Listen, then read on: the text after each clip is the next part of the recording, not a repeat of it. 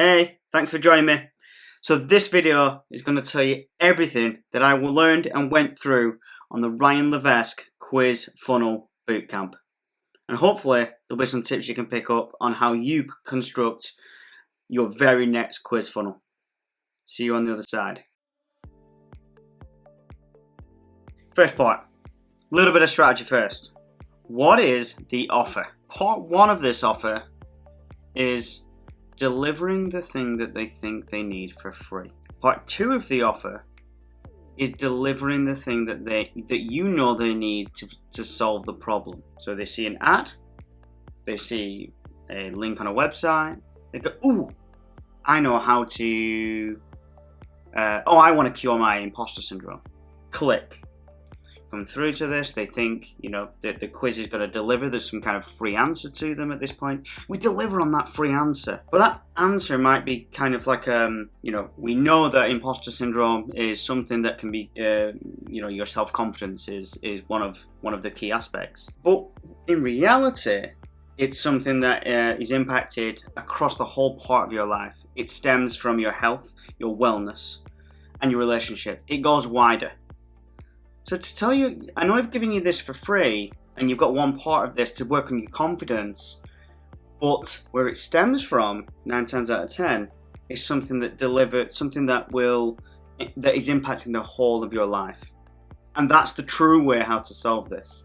If you want to join me, click the link and we'll go over to the other side, and it's, your offer, your course, whatever it is. That's the strategy of the quiz funnel.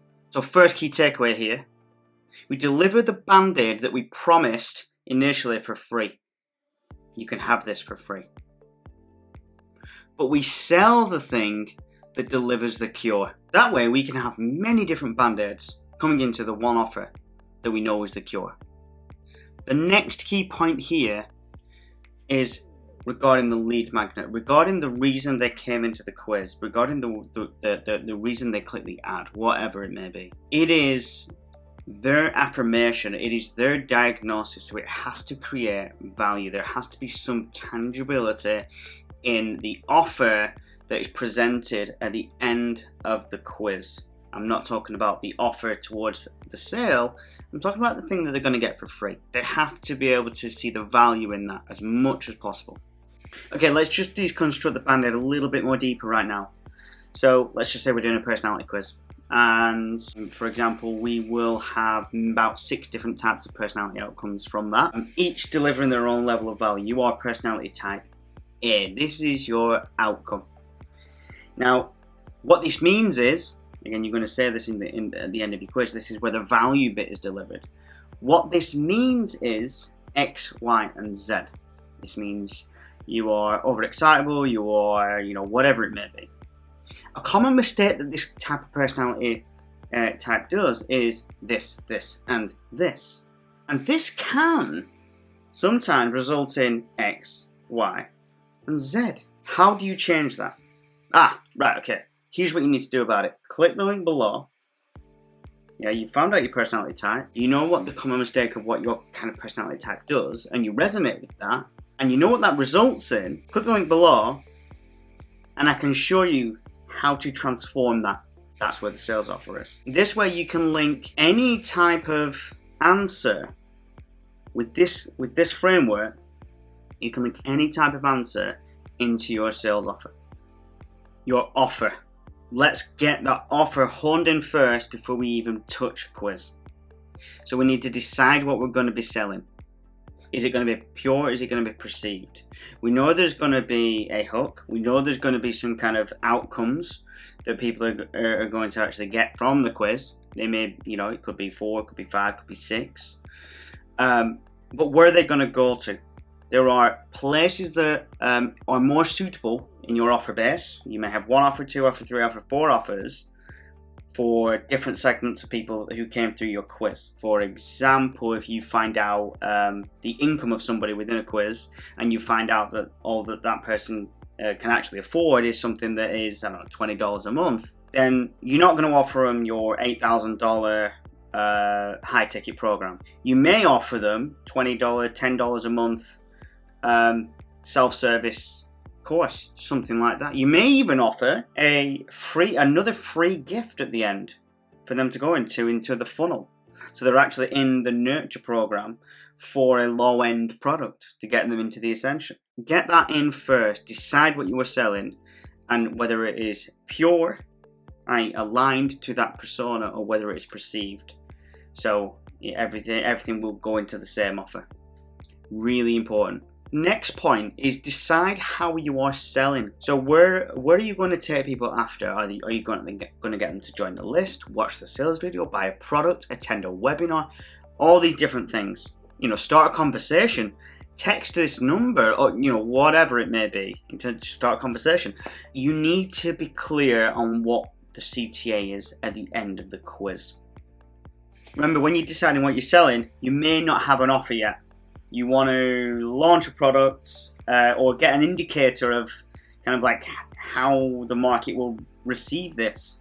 This is a great way of getting cheap leads in and bringing them through and finding out if that persona resonates with this offer that doesn't even exist yet. So what you could do is offer them the chance to join the waitlist or to get in early at this price very early on, and the product might not even exist yet. As long as you're kind of clear with that, you're fine to do that. It would make absolute sense doing that. So let's decide what type of quiz we actually want to do. So we've got 3 different types of quizzes that we could do. We could do a type quiz, personality of my dog, a score quiz, what is my empathy score on a scale of 1 to 10, that I know what to improve, or a killer quiz, what is the one thing that's killing your confidence? So what type of quiz, remember you're going to have buckets of outcomes.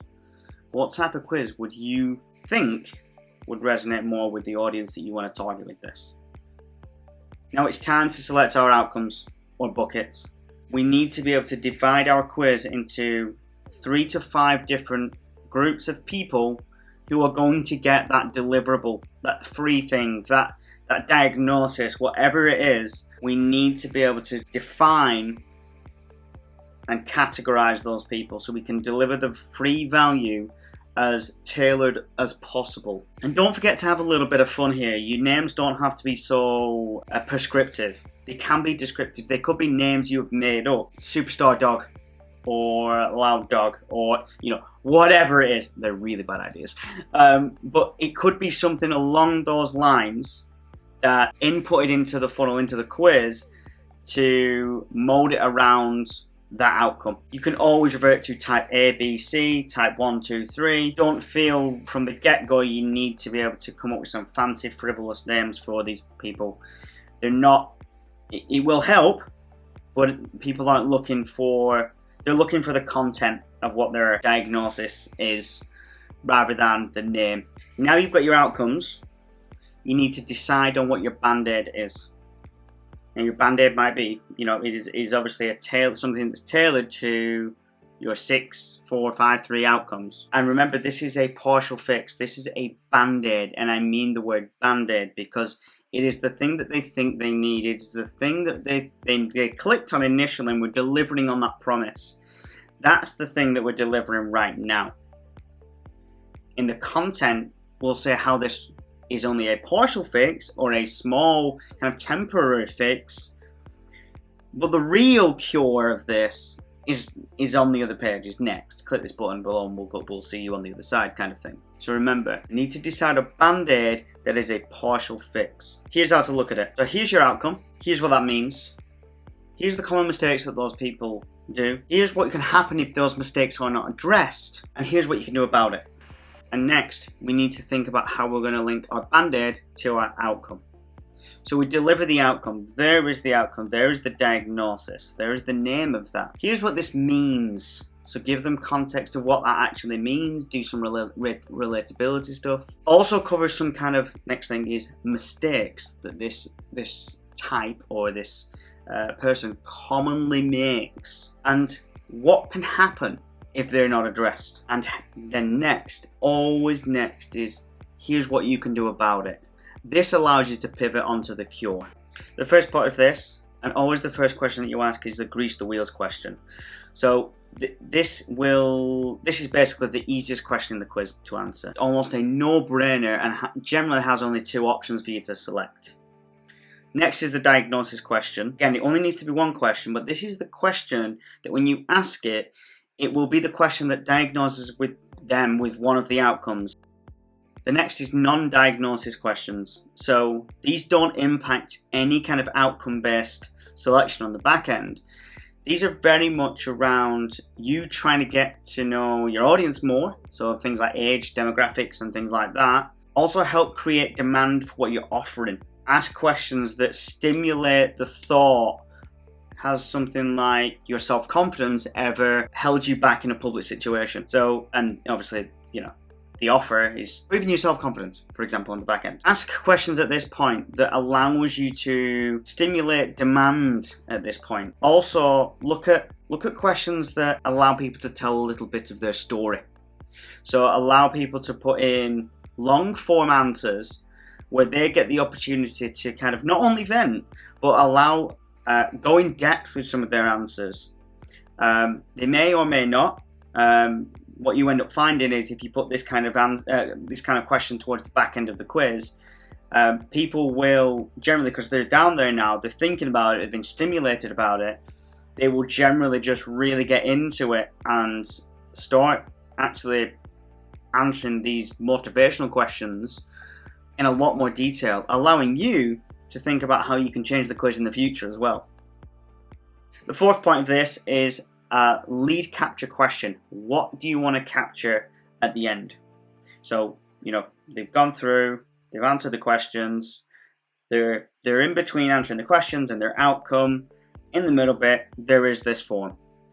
Now, obviously, typically, if it's a front-end form offer and you obviously want leads within the business, you only want to be asking for name and email. First name, last name, email. Generally, that's pretty much it, but, ask for the number. Don't forget to tease the quiz result at this point as well. Let them know that they are one step away from finding out their, dog's personality type. As a summary, you've got to focus on the band-aid to cure.